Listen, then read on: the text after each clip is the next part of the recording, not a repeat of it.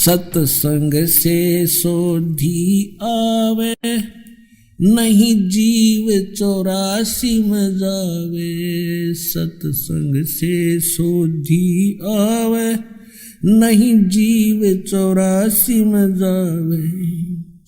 अब मेटो द्वेष और राग, हो राग या उम्र बतेरी जाली। अब मेटो द्वेष और राग, हो राग या उम्र बतेरी जाली।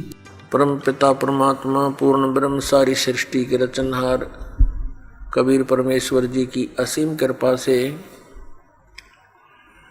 आप पुण्यात्माएं सत्संग सुनने के लिए उपस्थित हुए।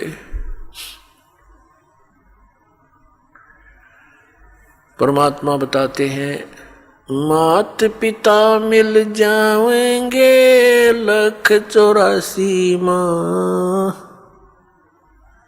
सतगुरु सेवा और भक्ति या फेर मिलन की ना।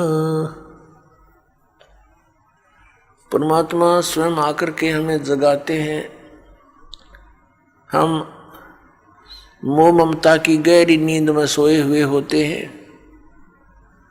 वो परमपिता परमात्मा दयालु भगवान हमें आकर के याद दिलाते हैं, मानुष जन्म दुर्लभ है, मिले न बारंबार।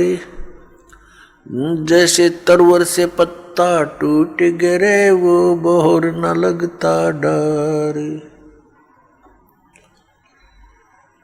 मानुष जन्म पाए कर जो नहीं रटे हरि नाम। जैसे कुआ जल बिना फिर बनवाया क्या काम। बिन उपदेश अचंभ है, ये क्यों जीवत है प्राण। भक्ति बिना काठोर है, वो नर नाही पाषाण। अगम निगम को खोज ले, बुद्धि विवेक विचार।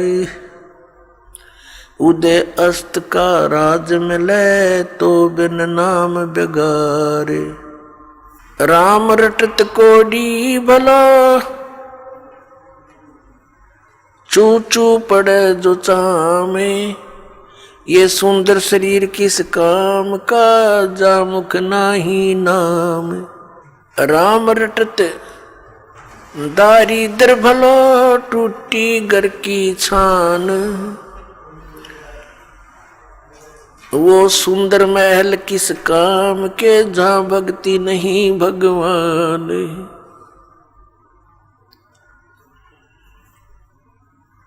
राम रटत कन्या बली, साकेट भलो न पूत।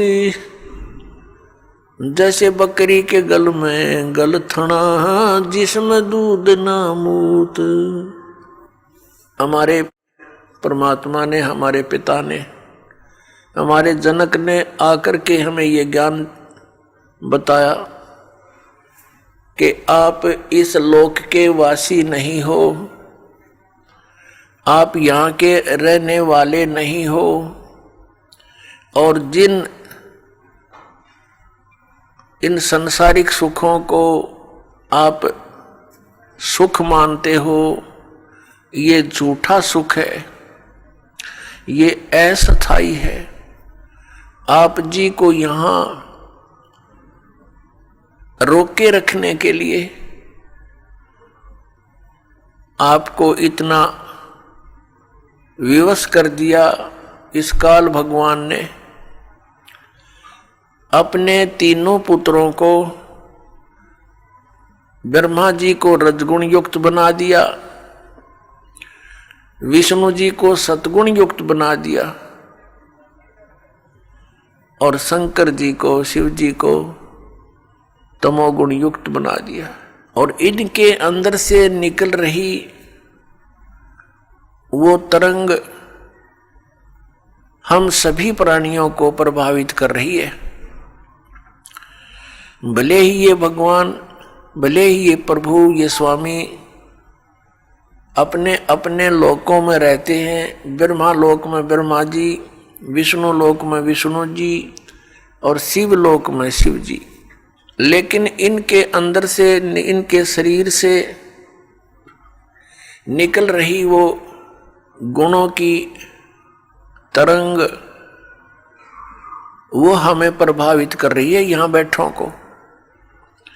इन भगवानों के अंतर्गत, इन स्वामियों के अंतर्गत 3 लोक आते हैं। ये पृथ्वी लोक, ऊपर स्वर्गलोक और नीचे पाताल लोक। इन 3 लोकों में प्राणी हैं और इनसे बाहर के जो प्राणी हैं वो इनकी रेंज से बाहर हैं, बाहर के दूसरे लोकों में जो है। इन 3 लोक के प्राणियों को ये तीनों प्रभावित रखते हैं। इनकी इतनी रेंज है, वहां तक इनका प्रभाव बना रहता है। जैसे रसोई के अंदर मिर्चों का छौंक लगाया जाता है तो वो मूल वस्तु, जो साकार वस्तु मिर्च रसोई में विद्यमान है, उसका छौंक लगा, उस छौंक से निकली हुई तरंग दूसरे कमरों में, दूसरे कक्षों में पहुंची और वहां बैठे व्यक्तियों को भी छींकें आने लगी। अब उनको छींकें ना आवे तो उनके बस की बात नहीं, क्योंकि मिर्च का प्रभाव है। और साकार वस्तु रसोई में उसके निराकार गुण ने, शक्ति ने दूसरे कक्षों में बैठे व्यक्तियों को भी प्रभावित कर दिया। ठीक इसी प्रकार श्री ब्रह्मा जी रजगुण युक्त है। जैसे मिर्च को मिर्च वाले गुण से युक्त कर दिया, अब मिर्च तो है ही उसका नाम, लेकिन उसमें गुण भी वही है जो उसका नाम है, तो वो गुण भी और वही है और मिर्च भी वही है। इसी प्रकार ये ब्रह्मा जी रजगुण है तो ये गुण भी यही है, क्योंकि इसी से हम प्रभावित होते हैं।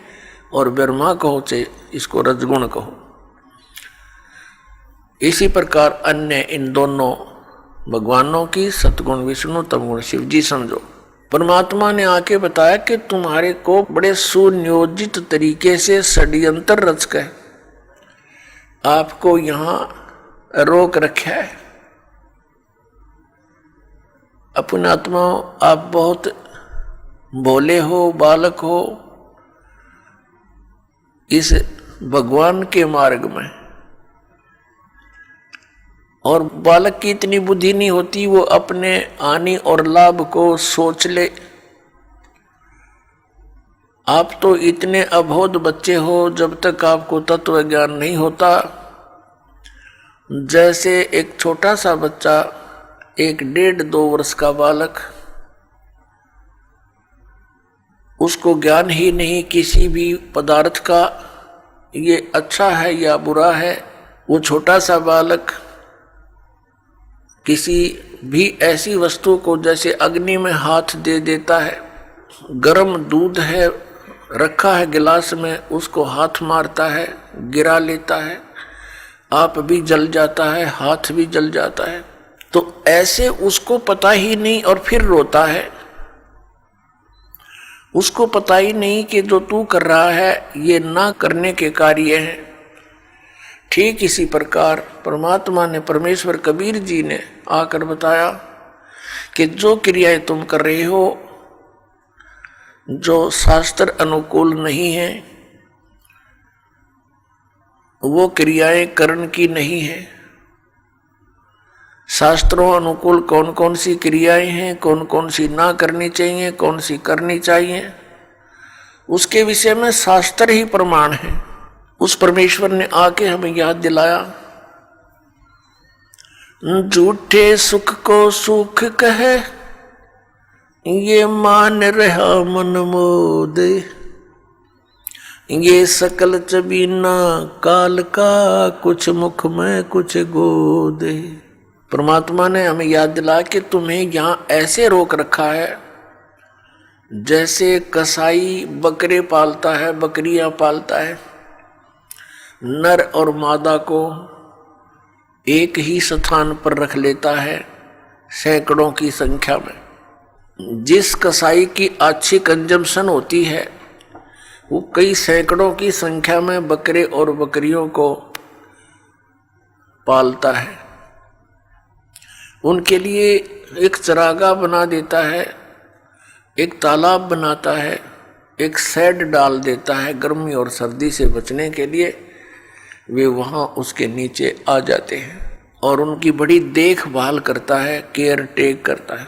तो वो बकरे भोले भाले ये समझते हैं कि हमारा स्वामी, हमारा मालिक बड़ा दयालु है, हमारे लिए कितनी सुविधा दे रखी है। लेकिन उनको ये ज्ञान नहीं कि जब तुम्हारे यहाँ से वो किसी के बेटे को निकाल ले जाता है, किसी की बेटी को, किसी की माँ को, किसी के भाई या पिता को, तो उस समय इसकी दयालुता तुम्हारी बुद्धि में नहीं रहती।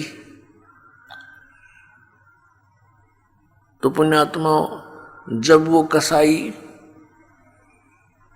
बकरों के पास जाता है, वो बकरे उसको नेक व्यक्ति जान के, अपना हितैषी मान के उसकी तरफ दौड़ कर जाते हैं, उसको प्यार देना चाहते हैं। जैसे कोई किसी पशु को संभालता है प्रतिदिन, और वो पशु भैंस या गाय बैल, जब भी वो व्यक्ति उसके पास आता है उससे वो प्यार करता है, उससे लाड करता है, क्योंकि आत्मा के अंदर किए कर्म के प्रतिफल का एक विशेष भाव बनता है। इसी आधार से वो बकरे उस कसाई के हाथ को चाटते हैं। कोई ऐसे ऊपर को पैर करके उसको सीने से लगाना चाहता है, प्यार देना चाहते हैं। अब वो ऐसे पकड़ कर देखता है, बकरों को हाथ लगा कर देखता है जगह जगह से। वो तो ये देख रहा है इसमें यो कितना मांस चढ़ गया, इसका ऊपर कितने कै किलो का बिकेगा, और वो चाटते हैं, उसको लाड देते हैं, ऐसे जीभ से चाट चाट कर प्यार देते हैं। बड़ा नेक आदमी है, और वो एस्टीमेट लगाने लग रहा है यो कितने का बिकेगा। परमात्मा ने आके बताया कि ठीक इसी प्रकार खाई खुराका पैन पोशाका यम का बकरा पलता है।